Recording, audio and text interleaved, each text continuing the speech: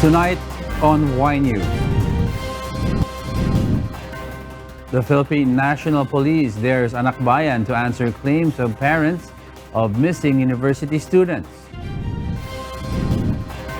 A resolution filed in the Senate seeks to probe Chinese investments in the country.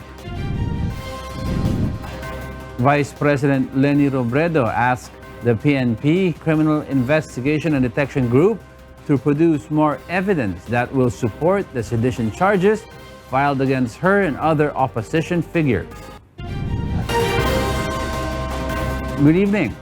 Lack of discipline among motorists is the root cause of the worsening traffic situation in Metro Manila, says the MMDA. Joanano tells us why. A lot of netizens expressed their dismay with getting stuck in heavy traffic on Metro Manila roads. Motorists and commuters have been struggling with horrendous traffic coupled with heavy downpours since last week. This photo shows commuters who had just come out from work occupying 3 lanes of the road patiently waiting for a bus to ride. The situation is being blamed on the strict enforcement of the MMDA's yellow lane policy. MMDA EDSA Traffic Chief Edison Bong Lebrija explains they have just organized city buses on the service road for them not to block the lanes designated for private vehicles like what happened last Monday. Yung yellow lane, ina-abuse din naman yan ng mga private motor vehicles, di ba? Diyan sila pumapasok kung nakita nila maluwag. Ganoon din naman yung mga buses, pag nakita nila maluwag yung private vehicle lanes, lumalabas sila ng yellow lane, umakyat sila sa flyover, bumaba sila ng underpass. But the MMDA points out that the root cause of worsening traffic in Metro Manila is the lack of discipline among motorists, particularly the city bus drivers. Discipline di ba? Pag tinanong mo yung bus, alam mo ba tama? Lisensyado ka ba? O sir. Alam mo tama? O sir. Alam mo yung mali? Yes sir. Alam mo mali yung ginagawa mo? Opo. Ba't mo ginagawa? Traffic sir The MMDA reiterate they are doing their best to enforce traffic laws, but there are still a lot of motorists that repeatedly violate traffic rules, leading to monster traffic. Joanano, UNTV News and Rescue, Makati City. Malacañang appeals to the public to be patient with the efforts of the Metropolitan Manila Development Authority, or MMDA, to somehow resolve severe traffic situation on EDSA. Presidential spokesperson and Chief Presidential Legal Counsel Secretary Salvador Panelo himself personally experienced the traffic because of the implementation of the yellow lane policy since Monday. Panelo also believes the rainy season contributes to the worst traffic situation. MMDA is doing its level best to do something about it. Well, we have to ask the commuters to be patient. I'm sure the MMDA is doing enough. The Santa Rosa Integrated Terminal Project Manager is positive the provincial bus ban on EDSA will ease the monster traffic situation in the National Capital Region's major thoroughfare. This despite inconvenience on several passengers. Grace Casin will tell us why. Over 100 bus units from 11 bus companies participated during yesterday's provincial bus ban dry run. The MMDA pushed through with a dry run despite a temporary restraining order issued by the Quezon City Regional Trial Court against new traffic policy on EDSA. The passenger who experienced inconveniences expressed their complaints. In particular is the need to transfer from a provincial bus to a city bus at the Santa Rosa Integrated Terminal, or SRIT. Baba dito, meron daw masasakyan. Ngayon wala naman Ang UP naman diretso ng Cubao. Ang sa akin, gusto ko yung pag sumakay ako, dire-diretso na sa destination ko. Ayoko nung kasi waste of ng pamasahe like that. However, Attorney Vic Bonaobra II, the SRIT Project Manager, is positive that passenger experience will get better if the participation of bus operators and drivers improve. Because we are now studying, kasi we are part of the government's plan to alleviate the traffic condition in Manila. So we will just be following the government's order on this. We expect that there will be a normalization of operations in the next coming months, maybe. Some 500 to 800 bus will use the SRIT should the provincial bus ban EDSA push through. Grace Casin, UNTV News and Rescue.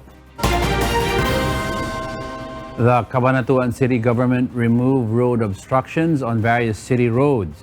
They also call on residents to cooperate with the government in their efforts to improve city roads. Mirasol Abogadil will tell us why. Violation tickets and chained tires greeted the owners of illegally parked vehicles on Maharlika Highway, Cabanatuan City in Nueva Ecija Province yesterday. Tricycles and motorcycles parked on public roads were impounded too. The Department of the Interior and local government asks for the cooperation of the public towards the success of their clearing operations. Mahigpit na ipinagbabawal ng ating Pangulo yung tagubilin doon sa MC 2019 na class 1 to 1. Lahat ng pampublikong lansangan o kalsada kailangan ay ma-clear. But the vendors who are affected of the measure are now worried. They call on the government to allow them to sell their products even in a small space just to earn a living. Pwede nga po sana bayaran kami dito sa pwesto lang po. Ay kapiraso lang po pwesto. Wala pa ako ibang inaasahan dito lang po pagtitinda ko. The traffic management team have directed tricycle drivers and operators to use only the shoulder of the highway. The city government vows to conduct clearing operations on the city roads daily. They also appeal for discipline among residents and motorists. Mirasol Abogadil, UNTV, News and Rescue. Day by day, many Filipinos want to have a driver's license and acquire driving skills.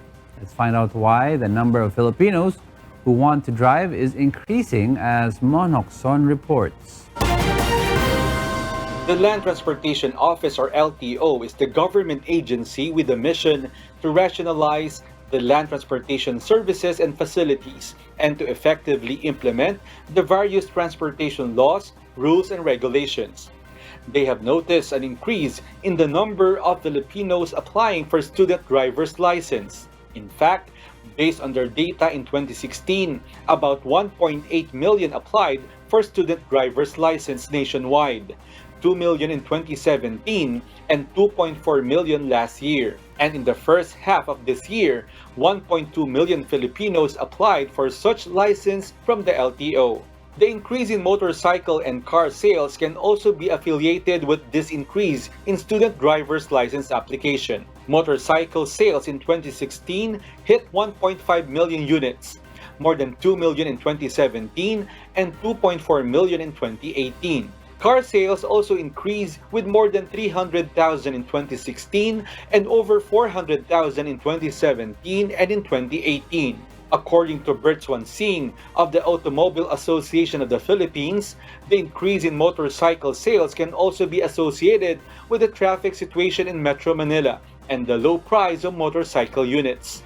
Ride-hailing mobile apps also contributed in the increase of student license applications and vehicle sales. Kasi maraming gusto maghanap buhay na pagmamaneho ang hanap buhay nila, no? So kailangan nila ng driver's license. PNBS, yung ANCAS, at yan. Kasama yan sa equation. Even during a rainy day, people applying for a driver's license flock to the LTO office in East Avenue, Quezon City. We saw Matthew applying for a non-pro driver's license. He applied as a transport network service driver and will start in his job next week. Siyempre, para matulungan yung sila airpods na nagda-drive medyo may edad na. So, siyempre, kailangan marunong ka na rin mag-drive para matid-hatid mo sila for errands and stuff. On the other hand, Jerlo applied for a license because he worked as a part-time motorcycle taxi driver to support his studies as a law student. Jerlo shared he doesn't need a year of experience to earn money. He just needs to drive safely and secure a driver's license. Doon sa pag-aaral ko sa eskwela ng law school, mahigpit po kasi yung oras. So kung mag-work ako ng regular na trabaho, mahihirapan ako doon sa pag-aaral ko na sustain ko yung mga expenses ko sa eskwela. Acquiring a license plus driving skills is important as this can be used even in emergency situations. Monokson, UNTV, News and Rescue, Quezon City. Fans crossed the iconic Abbey Road in the United Kingdom to mark the 50th anniversary of the famous photo of the Beatles on their 1969 album cover. Nina Armilio will tell us why.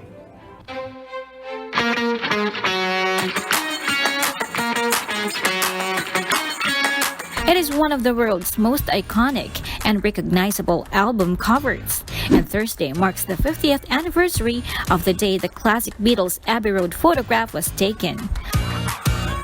On August 8, 1969, the Fab Four walked across a zebra crossing in St. John's Wood, North London, for the image caught on the cover of their classic album of photographer Ian Macmillan, a good friend of the Beatles, who is said to have taken the photos in only 10 minutes. Tourists and locals enjoyed walking on the zebra crossing, reliving the Abbey Road Beatles album.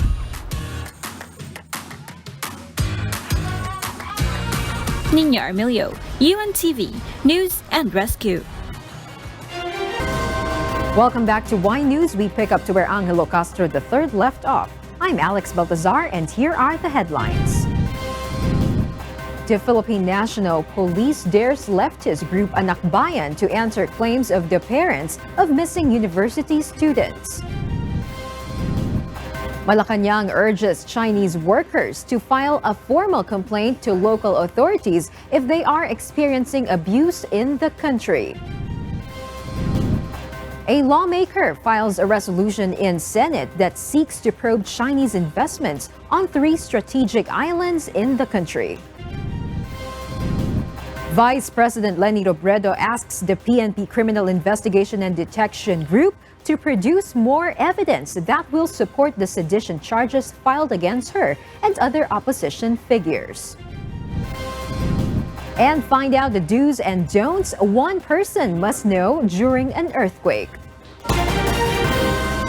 Good evening. The Philippine National Police Chief dares leftist group Anak Bayan to answer the claims of the mothers of missing university students. Leia Ilagan explains why. During yesterday's Senate hearing, the parents of 5 missing students from the Polytechnic University of the Philippines or PUP, Far Eastern University or FEU, and the University of the East Manila or UE expressed alarm their children have been recruited by leftist groups. Even PNP Chief Police General Oscar Albayalde says he fears that the students are now in the mountains and have joined the New People's Army. Ang kinatatakutan natin dito, baka ito yung mga nasa bundok na, no? Baka madamay ito sa sinasabi na naman na maging sa enkwentro between AFP, PNP and the rebels, no? Tapos sila maging biktima, tapos sasabihin naman nila it's a human rights violation. The PNP chief adds, Anak Bayan is exploiting the students as they are not of legal age. General Albayalde also dares Anak Bayan to answer the accusations of the mothers of the missing students. But according to the Anak Bayan national spokesperson, the students are not lost and in fact, one of them has issued a statement. On a Facebook post of one of the reported missing students, she says she is not missing nor kidnapped. She also denied being brainwashed and revealed she voluntarily joined Anak Bayan. According to Anak Bayan's Facebook page, they have more than 20,000 members in hundreds of chapters nationwide.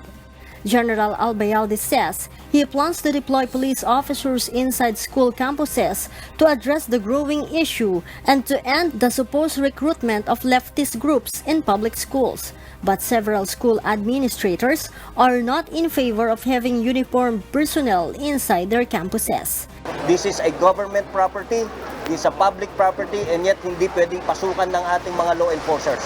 This afternoon, Anak Bayan together with other progressive youth organizations from different universities took to the gates of Menjola to slam what they say are continuing attacks of the AFP and the PNP against the youth. Leia Ilagan, UNTV, News and Rescue, Camp Crame. Kabataan Party List Representative Sara Elago is confident that kidnapping case filed by the PNP Criminal Investigation and Detection Group against Akbayan leaders will be junked. The lawmaker said this is a harassment case. Tay po yan sa fake news at as a false allegations. The lawmaker failed to attend a hearing summoned by Senator Roland De La Rosa in connection with the alleged recruitment of youth to join leftist groups. The lady lawmaker invokes the inter-parliament courtesy, being a member of the 18th Congress. Reports have surfaced there are alleged pork barrel insertions in the 4.1 trillion pesos proposed national budget for 2020. The reports say the Department of Budget and Management, or DBM, asked the senators and congressmen to submit the list of their projects for their constituents and districts. Senators have 200 million pesos worth of allocation each, while congressmen have 100 million pesos worth of allocation each. The listings will be included in the national budget proposal of the Duterte administration to be submitted to Congress before August 21. The palace said the report should be validated first. It will seek the position of President Duterte regarding the issue. Malacañang also assures it will follow the decision of the Supreme Court that declares pork barrel insertions in the national budget as unconstitutional. Well, the policy of the government is whatever the Supreme Court says, we abide by it. A lawmaker seeks to investigate the reported Chinese investments in 3 islands in the country, while other senators have stated such China-backed development may have security implications. Nel Maribohok tells us why. Senator Rizzo Tiveros files a resolution that seeks to investigate the security implications of the reported plan of Chinese investments on 3 islands in the Philippines. These islands are Fuga Island in Cagayan Province and Grande and Chiquita Islands in Subic, Zambales. Chinese investors are targeting the 3 strategic islands in northern Philippines for transformation into economic and tourism zones. The senator questions the Duterte administration's approval of the said plan amid issues of China's aggressive claims on the West Philippine Sea. Senator Ontiveros says the 3 islands are not just ordinary islands but are strategic areas with important roles in military history. Senator Panfilo Lacson has also expressed worry over security issues in the China-backed development of the 3 islands. Security concerns dahil kung Chinese investor magde-develop at yung proximity do sa mga facilities, dahil nga lalo pa nga merong report na lumabas na yung Western Command in Palawan merong allegedly Chinese tourists na kumukuha ng picture. So anong intention? The Senate may also tackle the development of 32-hectare Island Cove Resort in Kawit, Cavite, which will be converted into a Philippine offshore gaming operator or POGO complex. The resort is just 3 kilometers away from the Armed Forces of the Philippines air and naval bases. Nel Maribuhok, UNTV News and Rescue, Senate of the Philippines.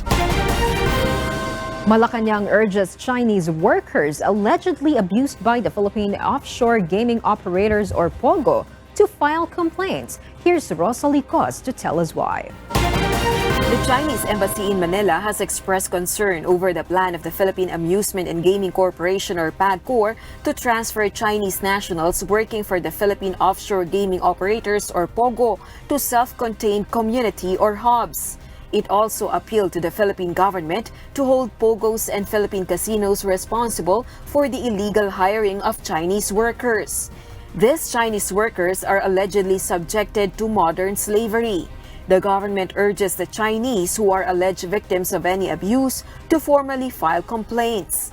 Through this, the government will be able to act accordingly. My suggestion to them is they should file formal complaints so that this particular concern will be raised in the appropriate agencies of the government so that we can properly respond.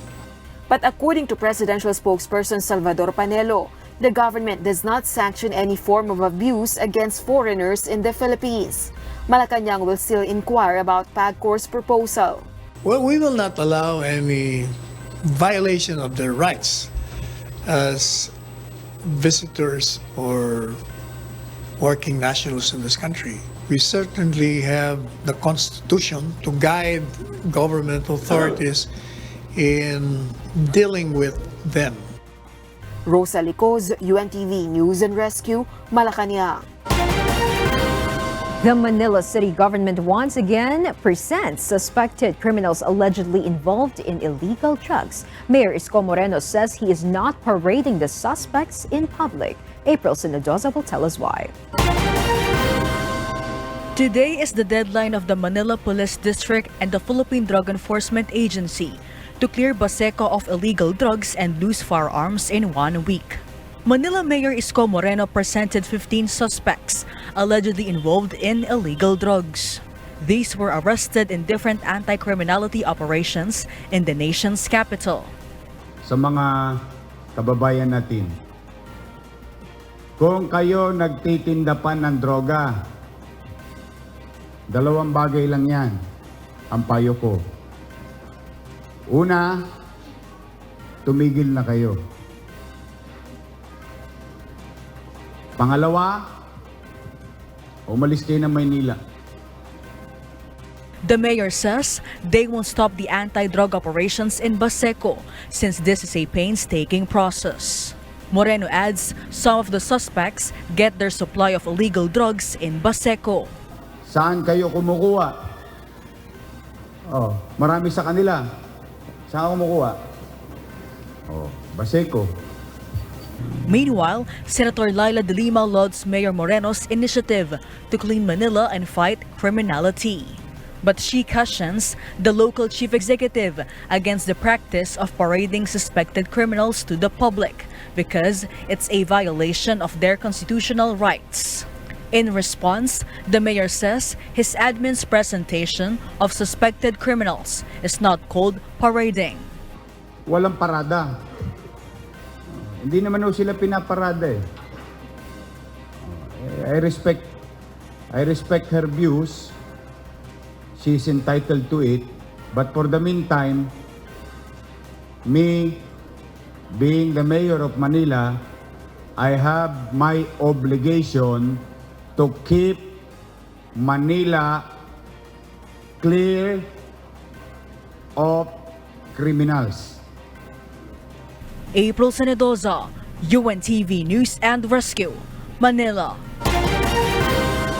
The security team of the Metro Rail Transit or MRT Line 3 today nabbed 2 male suspects who reportedly stole an approximately 10-meter long grounding cable along the tracks of Shaw Boulevard and Boni stations. The suspects have been identified as Alan Garcia, 38 years old of Mandaluyong City, and Jose Llaneta, 43 years old from Caloocan City. The MRT security personnel spotted the suspects carrying a sack and hurriedly fleeing from the pillar of MRT 3 Shaw Boulevard station at around 1:37 a.m. The suspects are now in the custody of the Mandaluyong Central Police Station for detention and inquest proceedings. Grounding cables serve as protection from electrical shocks. The camp of Vice President Leni Robredo challenges the PNP Criminal Investigation and Detection Group to produce more evidence and other witnesses in relation to a sedition complaint filed before the Justice Department. Grace Casan will tell us why. Vice President Leni Robredo's lawyers say Peter Jomel Advincula, who has publicly claimed to be the Bicoy in the series of videos entitled Ang Totoong Narcolist, has several versions of his statement where the sedition complaint against the Vice President is anchored. Aside from the statement submitted to the PNP CIDG, several versions of his affidavit surfaced with the help of the Office of the Solicitor General. Aside from this, Bicoy's lawyer Attorney Larry Gadon claims they will submit a supplemental affidavit. Attorney Barry Gutierrez adds the copy of the complaint the Vice President has received only contains Bicoy's side, adding that Bicoy's affidavit contains false and unsubstantiated narrative of VP Robredo's participation in the ouster plot against the Duterte administration. Hindi ito ordinaryong criminal prosecution na batay sa ebidensya, kundi isang politically motivated na kaso na pakay ay hakasin ng Vice Presidente at kung maaari, simula ng isang impeachment laban sa kanya. But even their camp think the accusations are baseless. They choose not to be confident, as the case of Senator Laila de Lima and former Chief Justice Maria Lourdes Sereno are something they don't want to happen. Mabuti na yung nag-iingat na madaming eksperto, madaming abogado nagsasabi walang kahihinatnan yan. Pero alam naman natin kung ano nangyayari sa dulo. The PNP say they leave the decision on VP Robredo's appeal to the prosecution. The first preliminary investigation into Robredo and the opposition's alleged Project Sodoma, or the ouster plot against President Rodrigo Duterte, will start tomorrow. Grace Casin, UNTV News and Rescue.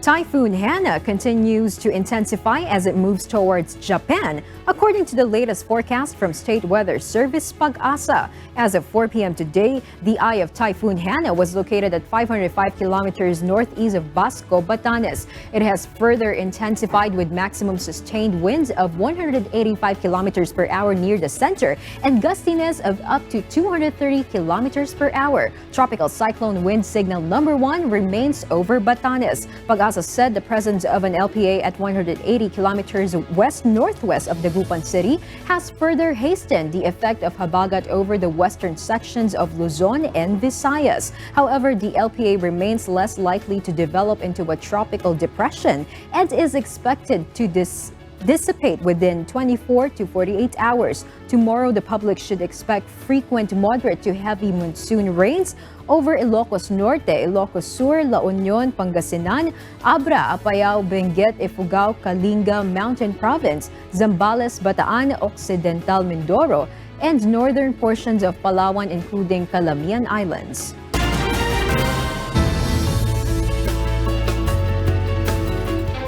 A humanitarian blood donation center in Vietnam thanks Filipinos who took part in their blood drive. Meanwhile, over 100 inmates in a jail in Bulacan benefit from MCGI and UNTV's medical mission. Nina Armilio tells us why. Filipinos in Vietnam got the chance to extend help to those in need through a recent blood drive. Some of the blood donors are volunteers from Members Church of God International in Ho Chi Minh City. Masaya po kasi at least meron po tayong mga organizations na like this po na nag-organize sa mga donating blood po. Malaki po ang naitutulong ng pagdodonate ng dugo, tulad po ng ma-maintain natin ang healthy heart and liver. Awa po ng Diyos, naturuan din po ang MCGI sa tulong po ni Brad Daniel at Brad Ellie na gumawa po ng mabuti para sa lahat. MCGI donated a total of 26 units of blood during the activity. The Humanitarian Blood Donation Center thanks the Filipinos who support their campaign of voluntary blood donation.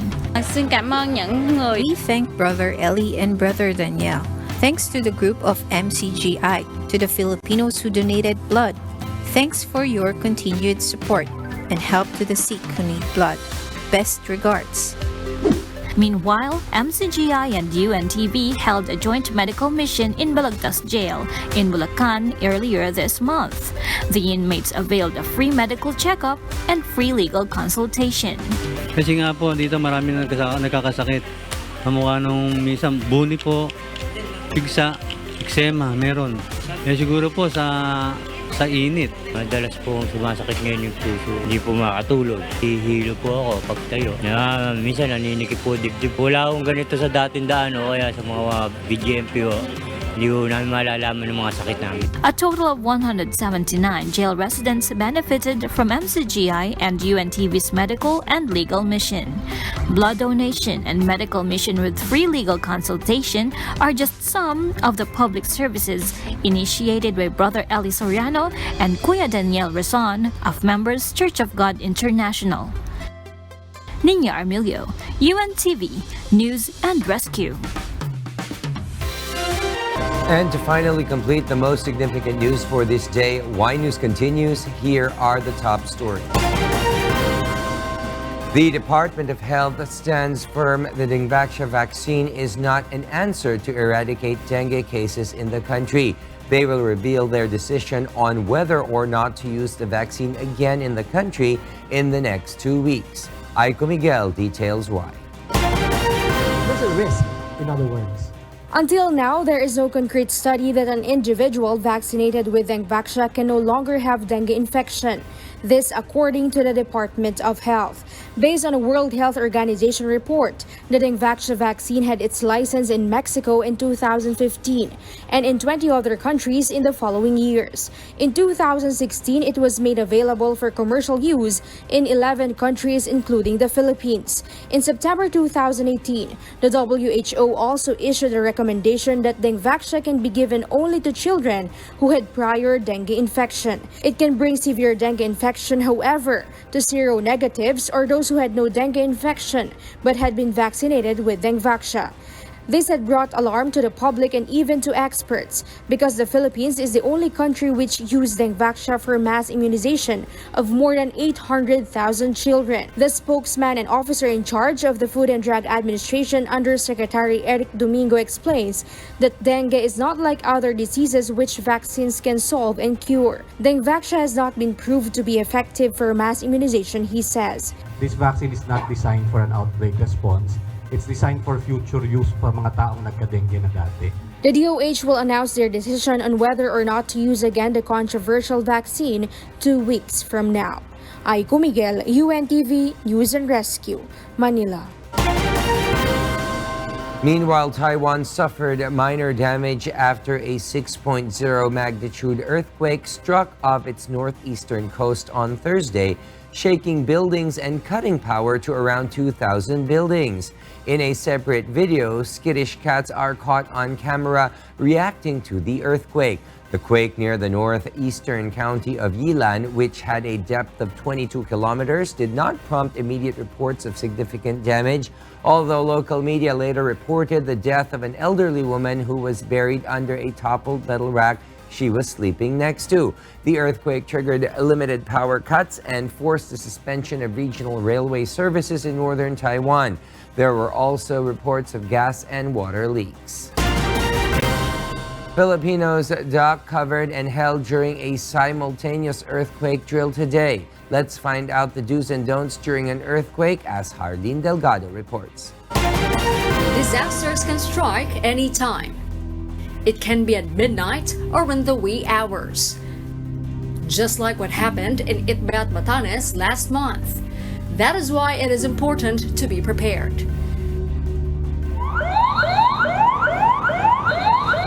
At 2 p.m. today, Filipinos in different parts of the country participated in the third quarter National Simultaneous Earthquake Drill of the National Disaster Risk Reduction and Management Council, or NDRRMC. Students from various schools took part, including Lubuagan Central School in Kalinga and Nueva Ecija University of Science and Technology. Employees of private companies, police officers, and even government agencies also participated in the drill. According to Benedict Galazan, the rescue manager of UNTV News and Rescue, the public must take earthquake drills seriously. Sa lahat ng disaster na pwedeng dumating sa atin, ang lindol ang hindi napipredict. Anytime pwedeng dumating yan ng walang warning.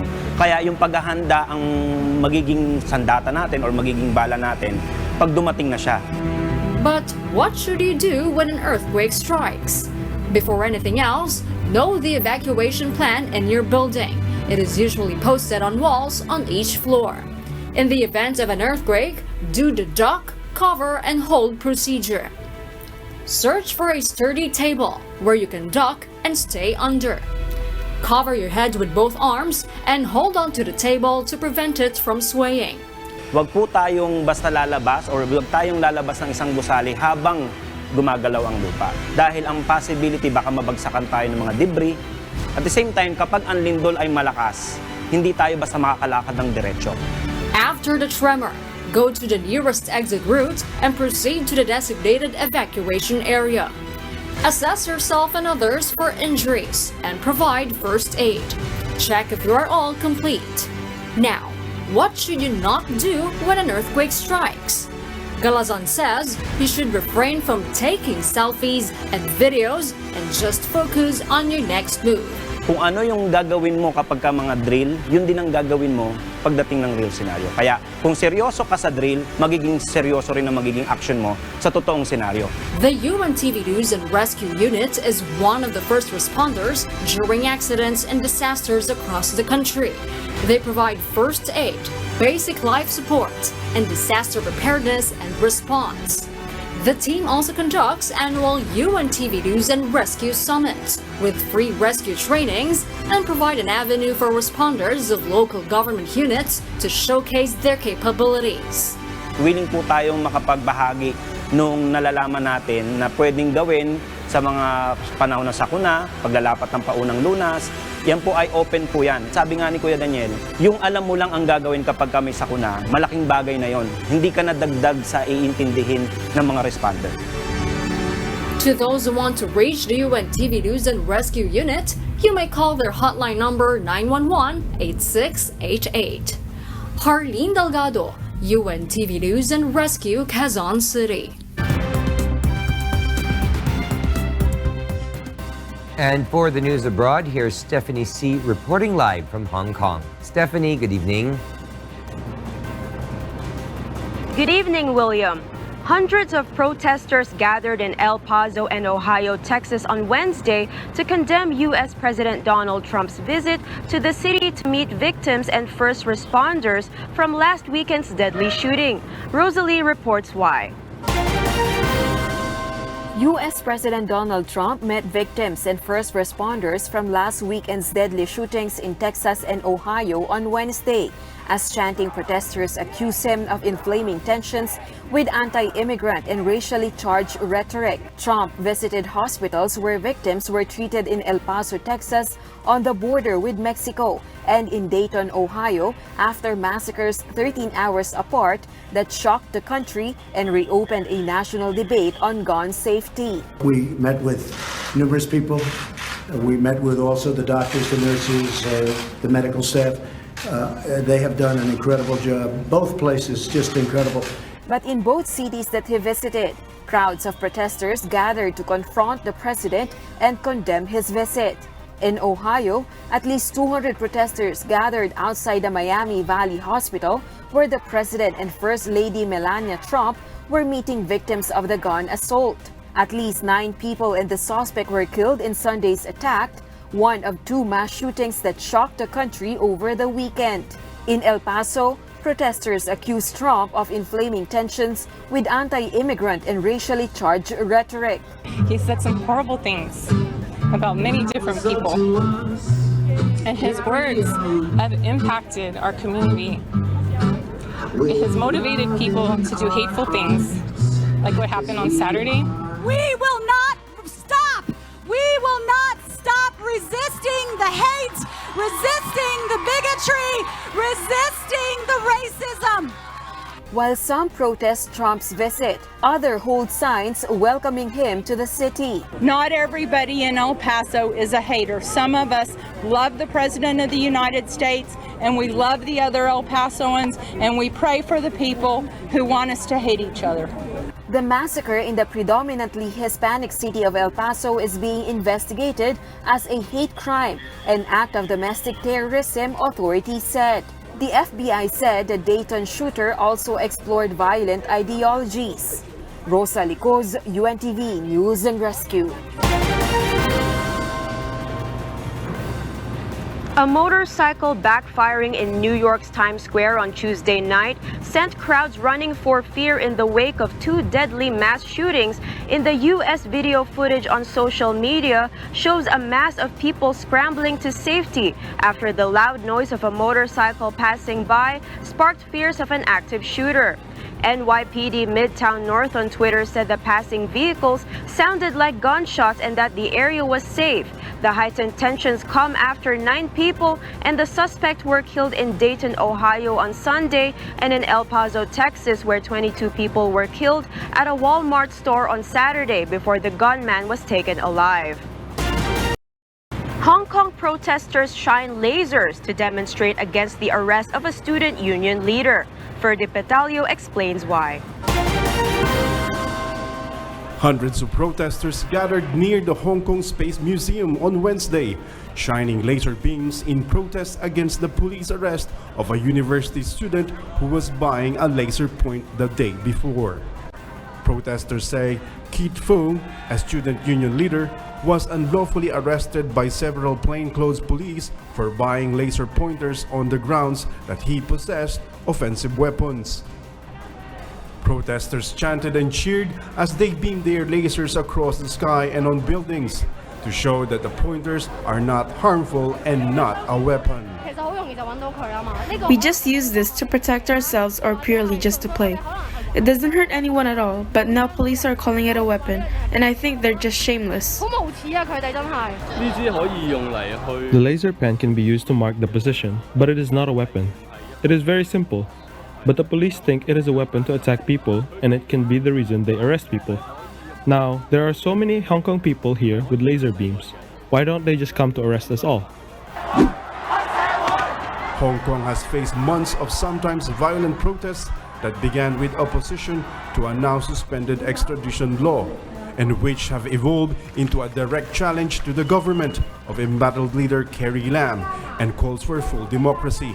The demonstrations against the extradition bill have become the most serious political crisis in Hong Kong since it returned to Chinese rule 22 years ago after being governed by Britain. Meanwhile, the Chinese Foreign Ministry warned the U.S. to stop interfering in the country's internal affairs concerning Hong Kong. The remarks came in response to the comments of two U.S. senators who criticized the behavior of Hong Kong police in dealing with rioters. The ministry spokeswoman Hua Chunying said the protests in Hong Kong have evolved into extreme violence that severely violates the rule of law and threatens the safety and social order of the city. Hua added that no responsible government would allow the rioters to continue disrupting life in the city. Hua also reiterated that the central government firmly supports Chief Executive Carrie Lam and the Hong Kong police in taking the necessary measures to punish violent crimes and safeguard the rule of law. Ferdy Petalio, UNTV News and Rescue, Hong Kong. And those are the news from the other parts of the globe. Back to you, William. Thank you very much, Stephanie C., reporting live from Hong Kong. A Dutch company has teamed up with fishermen in India to retrieve the abandoned fishing nets from the seas and recycle them. Mirasol Abogadil will tell us why. When the sun rises over the horizon in the southern Indian village of Kutenkali, a group of fishermen prepare to set off for a new day at sea. But they are not looking for fish. They are searching for abandoned fishing nets floating in the Indian Ocean. Also known as ghost nets, this often nylon plastic netting has caused serious environmental damage. It entangles marine life and degrades into microplastics that are eaten by fish entering the food chain. It also snags boat propellers and damages engines. However, a Dutch company has teamed up with around 1,000 fishermen in India to retrieve the nets from the seas and recycle them.